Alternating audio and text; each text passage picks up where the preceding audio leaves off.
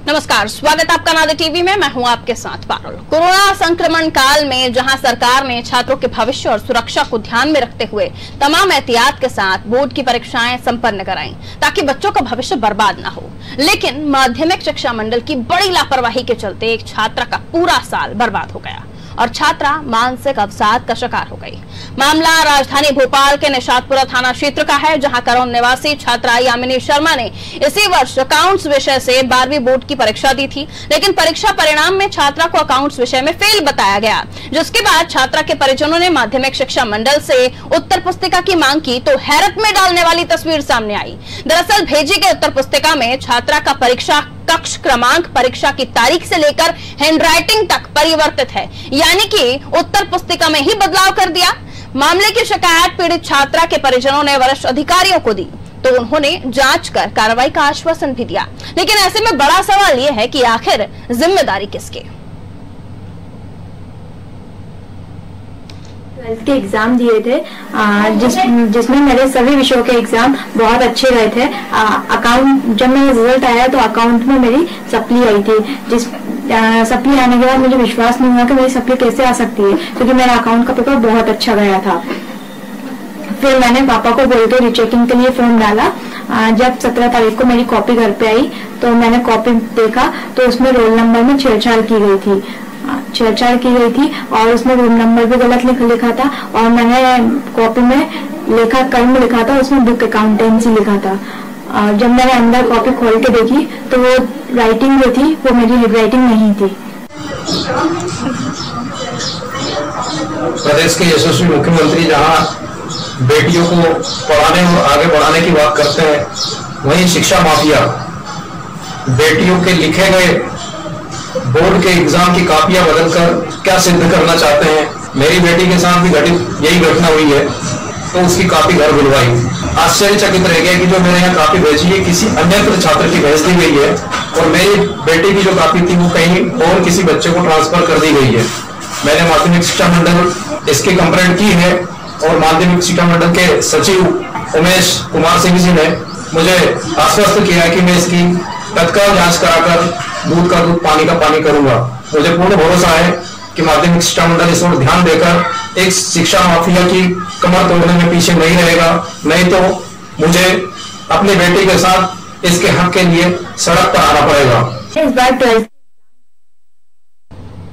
तो यूं तो न जाने लाखों बच्चे परीक्षा देते हैं 10वीं और 12वीं की, और माध्यमिक शिक्षा मंडल की कार्यप्रणाली पर सवाल ये उत्तर पुस्तिका खड़ी कर रही है जो आप टेलीविजन स्क्रीन पर देख रहे हैं। बच्चे की हैंडराइटिंग जो उत्तर पुस्तिका में है दरअसल वो है ही नहीं। कक्ष क्रमांक जिस रूम में वो बैठी थी दरअसल उस रूम में वो बैठी नहीं थी जो उसे मार्कशीट दी गई, जो सिर्फ उत्तर पुस्तिका आंसर शीट दी गई है। ऐसे में सवाल ये कि ये तो एक बच्ची है, न जाने कितनी बच्चियों का भविष्य माध्यमिक शिक्षा मंडल माशिमम ने खराब कर दिया होगा। सवाल तो ये भी खड़े होते हैं कि एक-एक की कॉपियां चेक करवानी चाहिए तब जाके पोल खुलेगी, या फिर यही बताया जाए कि आखिर गलती किसकी, जिम्मेदारी किसकी। वैभव गुप्ता विशेष संवाददाता फोन लाइन पर हमारे साथ जुड़े हुए हैं। वैभव, माशिमम की बड़ी गलती यूं कहें कि न जाने कितने बच्चों के भविष्य को अंधकार में डाल रहे होंगे और न जाने कब से ये काम चल रहा होगा। इसके पीछे आप क्या देखते हैं? वाकई जो उस बच्ची के पिता कह रहे हैं कि शिक्षा माफिया पनप रहा है माध्यमिक शिक्षा मंडल के अंदर भी, या कोई और वजह?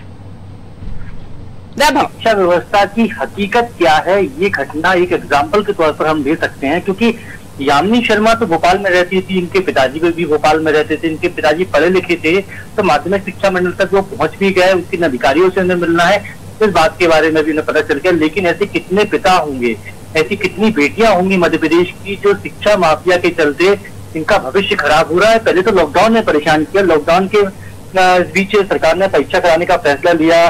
10/6 को परीक्षा होती है, फिर लॉकडाउन में परीक्षा होती है, तो लॉकडाउन ने इतना डर दिया था, उसके बीच में जिस तरह के परिणाम आते हैं उससे ज्यादा डर वो देखने को मिल रहा है। परीक्षा लड़की का जो यामिनी है उसका जो कॉपी है उसमें रोल नंबर कुछ और लिखा है, परीक्षा कक्ष में दूसरा लिख दिया जाता है। इसके साथ ही और आप देखें कि लेखा कर्म लिखा हुआ है, तो परीक्षा की डेट कॉपी पर लिखी गई है वो 10 फरवरी लिखी गई है, 10 फरवरी 2020, जबकि परीक्षा हुई थी 10/6/2020 को। तो बेहद दिलचस्प है और एक तरह से कहा जा सकता है कि शिक्षा माफिया के आगे सब कोई अपनी आवाज ही बुलंद नहीं कर पा रहा। शिक्षा के अधिकारी क्या कर रहे हैं, नई शिक्षा नीति जल्द ही लागू होने जा रही है और ऐसा बात भी कही जा रही है कि सबसे पहले मध्य प्रदेश में नई शिक्षा नीति को लागू किया जाएगा। लेकिन क्या नई शिक्षा नीति को लागू करने से छात्रों को उनकी मेहनत का फल मिल जाएगा? अगर ऐसा ही होता तो शायद यामिनी को परेशान नहीं होना पड़ रहा होता। जो बच्ची दूसरे विषयों में पास हो जाती है और जब उसकी केवल एक ही सब्जेक्ट ऐसा होता है जिसमें वो फेल होती है, और क्योंकि पूरा इसका कैरियर तब आगे बढ़ना था। 12वीं एक ऐसा परीक्षा होती है, इसके बाद बच्चा कॉलेज में जाता है, अपनी नई जिंदगी की शुरुआत करता है, अपने कैरियर के बारे में सोच पाता है, लेकिन जिंदगी बर्बाद हो जाती है, उसका पूरा करियर खराब हो जाता है। और ये तो वो बच्ची समझदार थी जिसने कोई दूसरा कदम नहीं उठाया वैभव, वरना हमने देखा है कितने बच्चे थोड़ा सा मार्क्स कम आने पर वो सुसाइड जैसा अटेम्प्ट कर लेते हैं। तो इस बच्ची ने तो फिर भी अपना हौसला दिखाते हुए, इसके परिवार ने हौसला दिखाते हुए ये कदम उठाया है, वरना ना जाने कोई और भी अगर होता यहाँ पर तो हम कोई और खबर सुना रहे होते अभी दर्शकों को। वैभव देखा भी और हम लगातार देखते हैं कि डिप्रेशन में बच्चे कितने जा रहे हैं, परीक्षा का बोझ कितना बच्चों पर होता है। और ऐसे में एक बच्ची जिसने अपनी मेहनत से तैयारी की, 12वीं की परीक्षा देकर भी आई, लेकिन जब परीक्षा परिणाम आता है तो उसमें फेल हो जाती है, बच्ची डिप्रेशन में आती है। लेकिन उनके पिताजी भी समझदार थे, उनसे बातचीत करते हैं, उनसे पूछते हैं और उसके बाद एक फैसला लेते हैं। रीचेकिंग की जाती है, कॉपी की फोटोकॉपी मंगाई जाती है, जिसमें समझ में आता है कि बच्ची की तो कहीं कोई गलती है ही नहीं, गलती तो कॉपी चेकर की है। कि समझने वाली बात है कि अपनी गलती को छुपाने के लिए आपने पहले तो उसकी मार्कशीट, उसकी जो आंसर शीट है वो कहीं मिसप्लेस हुई है, ये तो आप मानकर ही चलिए। तभी दूसरे किसी की आंसर शीट निकालकर उस पर ओवरराइट करते हुए तमाम चीजों को बदल दिया गया और उसके घर पर ये आंसर शीट भेज दी गई कि आपकी आंसर शीट है। वैभव लौटती हूं मैं आपके पास। महेश शर्मा जो उस बच्ची के पिता है जिनकी आंसर शीट के बारे में हम बात कर रहे हैं, जैसे एक सब्जेक्ट में फेल कर दिया गया है माध्यमिक शिक्षा मंडल ने, न जाने क्यों, समझते हैं। महेश जी बहुत स्वागत करती हूँ आपका नादी टीवी में। महेश शर्मा जी आवाज मिल रही है? चलिए संपर्क टूट गया। वैभव हमारे साथ बने हुए। तो देखिए आप टेलीविजन स्क्रीन पर देख रहे हैं कि एक ओरिजिनल हैंडराइटिंग जिस बच्चे के बारे में हम बात करें और दूसरी वो आंसर शीट जो भेजी गई है घर पे माध्यमिक शिक्षा मंडल की तरफ से, क्योंकि रीचेकिंग का फॉर्म भरा गया था। महेश शर्मा जी वापस से हमारे साथ फोन लाइन पर बने हुए हैं, बच्चे के पिता हैं। महेश शर्मा जी बहुत स्वागत करती हूँ आपका नादी टीवी में। Thank you ma'am, thank you. बताइए मैम। महेश शर्मा जी पहले तो पूरी घटना के बारे में बताइए कि आखिर कैसे आपको पता चला, कैसे आपने समझा? आप समझदार थे तो समझ गए, न जाने भविष्य मध्य प्रदेश की कितनी बच्चियों का आप तो खतरे में है। माध्यमिक शिक्षा मंडल अगर इसी तरह से जांच रहा है कॉपियां तो। मैम मैं तो क्या है कि जागरूक व्यक्ति हूँ, समाज सेवी हूँ, इस नाते बच्ची को मैंने काफी हौसला दिया। जब इसका परीक्षा परिणाम आया तो सप्लीमेंट्री इसको दिखाया गया, बच्ची देखते उसी टाइम में मतलब पापा ऐसा हो ही नहीं सकता।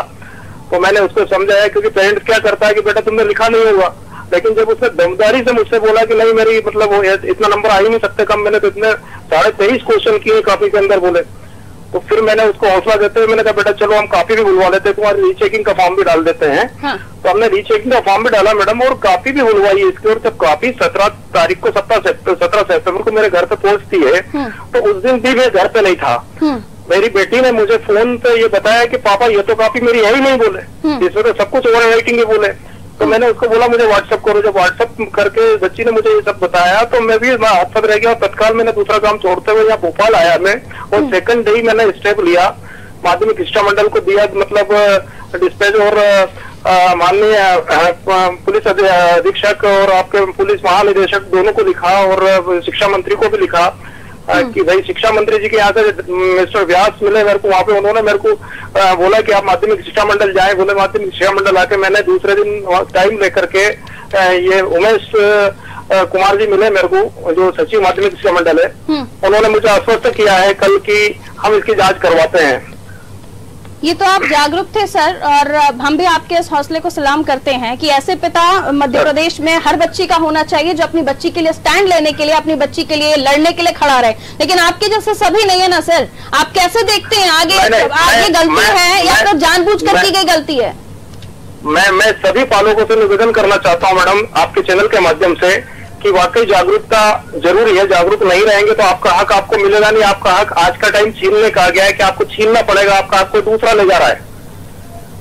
मतलब मेरी बेटी ने काफी मतलब उसके अंदर किया था, लेकिन ये काफी तो बिल्कुल ही किसी दूसरे अन्यत्र छात्र की मेरे यहाँ बेइज्जती गई, जहाँ पे हमारे यशस्वी मुख्यमंत्री जी बेटी पढ़ाओ का मतलब नारा देते हैं, मामा जी कहलाते हैं, उन भानु जी हुआ ये हाल प्रदेश में कर दिया है शिक्षा माफिया के लोगों ने।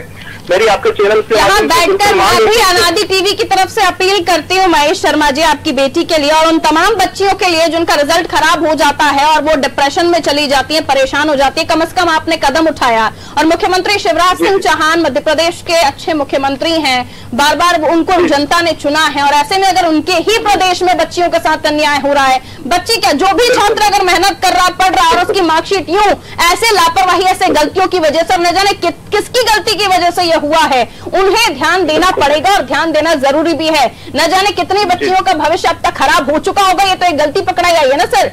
न जाने कितनी बच्चियों का भविष्य खराब कर दिया होगा, बच्चों का भविष्य खराब कर दिया होगा माध्यमिक शिक्षा मंडल में बैठे हुए ऐसे लापरवाह कर्मचारियों की वजह से। मैम एक निवेदन और है मेरा छोटा सा जी। मैम मैं आपके चैनल के माध्यम से शासन को भी एक अपील करना चाहता हूं कि ये जो सेंटर है बच्ची का, सेंटर की पूरी कॉपियों की जांच कराई जाए, सेंटर का रिजल्ट रोका जाए तो दूध का दूध और पानी का पानी हो सकेगा जिस सेंटर पे मेरी बच्ची ने एग्जाम दिया है। बिल्कुल सही कहा आपने, बिल्कुल सही कहा आपने। वही मेरा कहने का मतलब है कि ये एक बच्चे की कॉपी को यहाँ से वहाँ हेरफेर किया गया है। न जाने कितने ऐसे छात्र हैं जिन्होंने मेहनत की होगी और उसके बाद उनकी बच्चों की कॉपियों को यहाँ से वहाँ किया गया। बहुत शुक्रिया महेश जी हमारे साथ जुड़ने के लिए। हम कोशिश करेंगे जहां तक भी ये आवाज हम पहुंचा सकें। और आपने जो एक बात रखी है तमाम माध्यमिक शिक्षा मंडल के अधिकारियों के बीच में अनादि टीवी के माध्यम से कि इस सेंटर पे जितने भी बच्चे थे उनकी रीचेकिंग होनी चाहिए उनकी कॉपियों की, ये बिल्कुल मैं कोशिश करूंगी कि जिम्मेदार अधिकारियों तक हम आपके माध्यम से भी आपकी आवाज को उन लोगों तक पहुंचा सके। बहुत शुक्रिया महेश जी हमारे साथ जुड़ने के लिए। तो ये हकीकत है जो आप टेलीविजन स्क्रीन पर भी देख रहे हैं कि इस बच्ची का कहना है इसने पूरी कॉपी भरी थी, लेकिन जो कॉपी इसको भेजी गई है इसके घर पर रीचेकिंग के नाम पर, आंसर शीट जब घर पर मंगाई जाती है वो आंसर शीट इसकी है ही नहीं, रोल नंबर बदल दिया गया, रोल नंबर में ओवरराइट है, न जाने किसकी कॉपी को किसका बता दिया गया। सेंटर का जो कक्ष है, जिस रूम में ये बैठी हुई थी बच्ची, उस रूम का नंबर गलत है, तारीख जिस तारीख में इसने पेपर दिया था वो तारीख गलत है, सब्जेक्ट में ओवरराइट किया गया है। आखिर इतनी हिम्मत है किसमें जो इस तरह की गलतियां करते हैं और वो भी खुलेआम करते हैं। उन्हें जरा सा भी फर्क नहीं पड़ा कि अगर ये बच्ची जिस तरह से अभी सामने आई और अब पोल खुल रही है, कि अगर ऐसा हो ही रहा है और ये अगर ना होता तो ये गलती छुप जाती, लेकिन हो गया और उनकी पोल खुल गई, या फिर यूं कहें कि उनकी हरकतें सामने आ गई जो वो चुपचाप गुपचुप में कर दिया करते होंगे। सवाल यही कि न जाने कितनी बच्चियां, कितने छात्र जो स्टूडेंट्स 12th 10th में पढ़ते हैं, उनकी माध्यमिक शिक्षा मंडल कॉपियां जांच के लिए जाती हैं और ये कारनामा होके आ जाती हैं।